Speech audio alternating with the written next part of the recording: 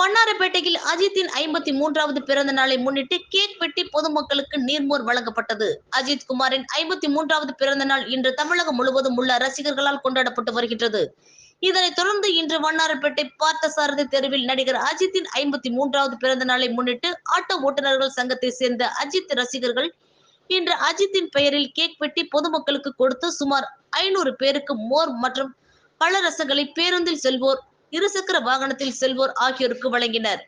நிகழ்ச்சியின் ஏற்பாட்டை மன்னே அஜீஸ் முகமது, கவுஸ், மாலிக், ஹசன், வேல்முருகன், ஆதாம் அகமது, ஷாஹின் ஷா, மன்சூர் தாவூத் ஆகியோர் செய்திருந்தனர்.